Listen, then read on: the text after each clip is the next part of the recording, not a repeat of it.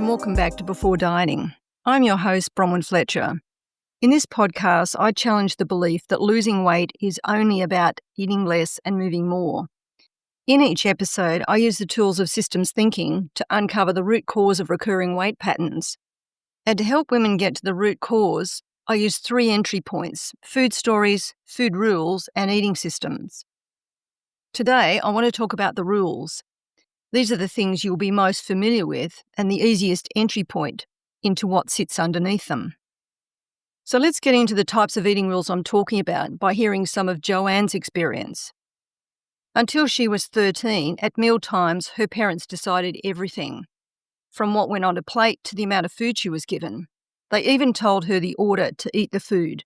She had to eat all the vegetables first, and only then could she eat the meat. She never remembers her parents asking her once whether she was hungry or full or what she'd like to eat or what she didn't like to eat. She was simply expected to finish everything that was put on the plate in front of her. While Joanne wouldn't have thought these were rules for eating, she was able to state them without a second thought when I asked her. And just to sum up, they were vegetables first, meat second, and finish everything on your plate. Without questioning them, Joanne has carried these childhood rules into adulthood. The rule to finish everything on her plate taught her to override her body's signals of when she'd had eaten enough. She relies on that empty plate as her only measure for when to stop eating. And because she didn't have any control over how much food she was served, she never developed a sense of portion sizes. So now, as an adult, this shows up on her plate as overly large meals, and when she's feeding others, she over-caters. And these same rules also appear when it comes to snacks. Because Joanne can easily ignore an unopened packet of biscuits, but once it's opened, she can't stop at 1 or 2, she has to eat the lot. After thinking about it for a bit and investigating these rules and the implications of them, now that Joanne sees these old rules for what they are, she's conscious to stop eating when she's satisfied instead of trying to eat more than she wants. By now you might be thinking about your own childhood eating rules, because they're everywhere and they're common. Here's 4 rules I hear all the time. Don't waste food, no snacking between meals, don't be greedy, and of course the most common one, that you must finish everything on your plate. You might have even heard these statements in your parents' voice. Before you think this is about blaming parents and caregivers, it's important to say that a rule like eat everything on your plate can have actually come with the right intention. You know, a child needs to receive a certain amount of nutrition to fuel a growing body. Yet even with well-intentioned rules, unless you know what they are, they can be still directing your eating without you realising it. And getting rid of rules, particularly ones that have been around for as long as these have, is not simple. For starters, food rules were absorbed through repetition and modelling, so they live deep in your memory. To put these rules into perspective, imagine you grew up in a family where food was seen as fuel, one where family meals were something to get through quickly so you could move on with the day. If you think about being the ages of 5 to 16, let's say you got that message each day at breakfast and dinner. That adds up to more than 8,000 times over those 11 years. So 8,000 times of being told to eat up and don't waste time. But those rules wouldn't have just been said out loud. You would have seen it happening around you with everyone eating fast. And so this is how these things become normal. And also, this is how the rules get stuck. You don't just hear them, you actually see them in action. Now fast forward to adulthood.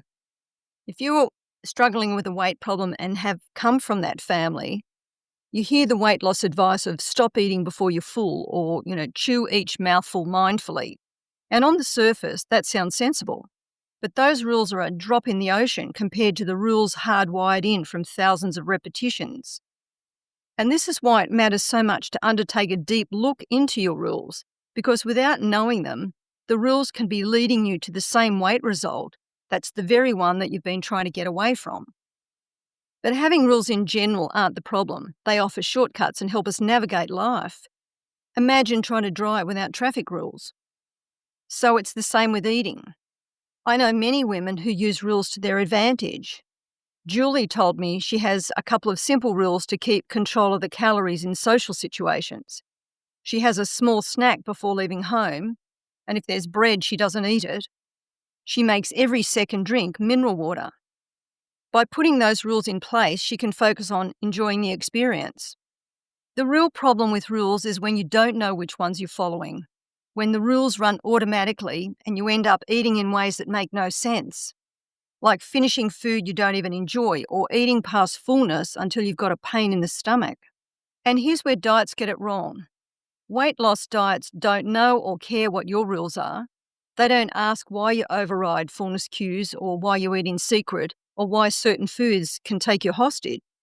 Instead, the diet hands you a brand new set of rules and expects you to swap yours for theirs. But your rules that have been wired in for decades don't disappear just because you're holding a shiny new eating plan. The truth of it is, your food rules, your food story, and your eating system are unique to you. They're the product of your life experiences, and no diet can rewrite them for you. No matter which diet you choose, all diet rules are designed to make you eat less. But your own often hidden rules push you to eat more. So when these two sets of rules collide, it takes a lot of strength to stick with the diet. But here's the good news. Rules aren't fixed. And once you know what they are and how they affect your eating, you can choose to follow them or not. In short, you can make a different and conscious choices. So the takeaway from today is, if you're trying to lose weight and struggling to do so, or you've got that weight recurring, a good entry place to start is to sit down and think about, what are the rules that I'm following? What are the rules that I learned in childhood that are still now appearing on my plate as an adult? Thanks for listening. But before I go, if this podcast is helping you see weight loss in a new way, can you please take a minute to give us a rating and leave a comment? It will really help other women find their way here too. Thanks for listening. I'll talk with you next week.